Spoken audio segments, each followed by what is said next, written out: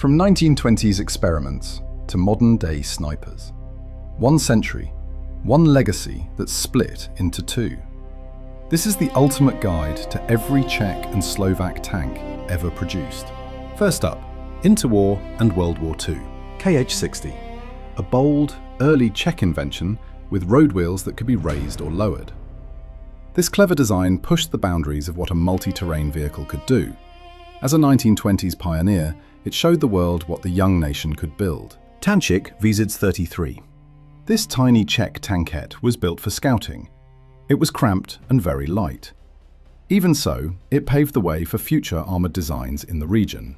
LT VZ-34. This Czech LT model was a massive step forward. It provided the military with a reliable platform for early mobile warfare. It felt modern and sturdy for its time. LT VZ-35. Famous for its pneumatic controls. This machine was very sophisticated. It saw service across many nations and proved to be a reliable Czech combatant. Next, LT VZ-38, often called one of the best light tanks of the era. Its chassis was so good, it stayed in production for years.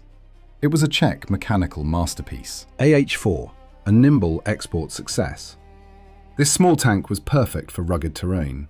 It sold well to countries like Iran and Romania because of its agility.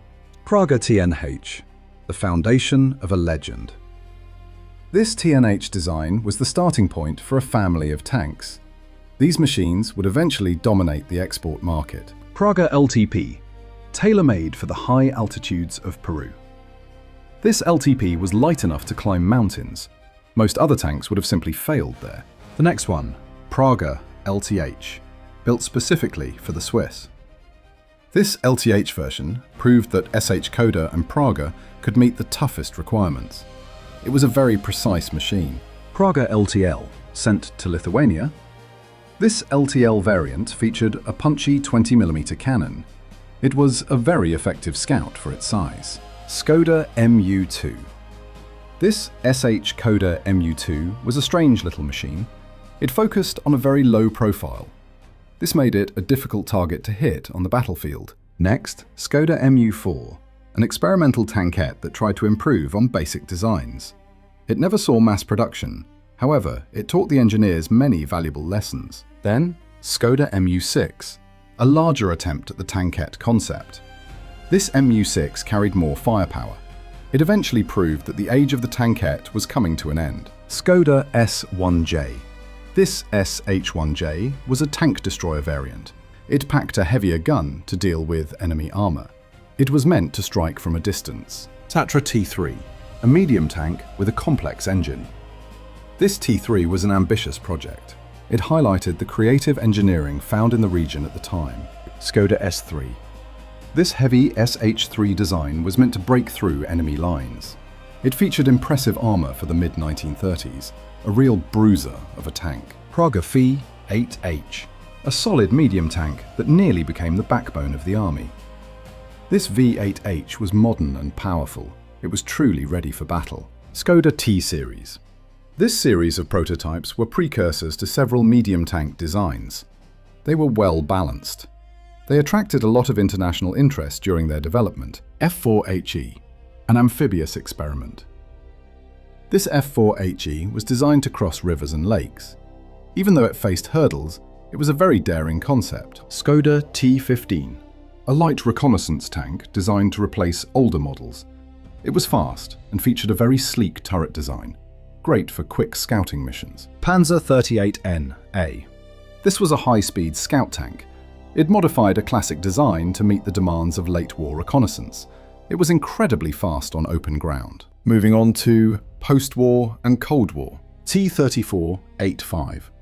Produced under license, this legendary machine became a symbol of power. It combined simple construction with a massive gun. It was a true war winner. The next one, T-54A. This marked the beginning of a new era. It was a rugged main battle tank. It could survive and fight in the harshest conditions imaginable. T-55A, an absolute classic of the Cold War. It improved on earlier models with better protection against radiation. Its engine was legendary for its reliability. T-55 AM2 Kladivo. This upgraded version featured a fire control system called Kladivo, or Hammer. It made this older tank much more deadly and accurate. The next one, T-72M1, a powerhouse of the late 20th century. It brought heavy armor and a massive 125mm gun. It was a formidable opponent. And our last category is modern era. T-72M4CZ, a modern masterpiece of Czech engineering. This M4CZ takes the classic chassis and fills it with state-of-the-art electronics. It is very capable. The next one, T-72EA Avenger, a modernized variant designed for current conflicts. This EA model features enhanced protection and improved night vision systems. It is built for the modern age. T-72M2 Moderna. This Slovak upgrade is truly unique. It features distinctive dual cannons on the turret. These are designed to take down low-flying aircraft and drones. T-72M1A, a refined Slovak model upgrade. It improved the armor and reliability across the board. It keeps the tank relevant for today's warfare.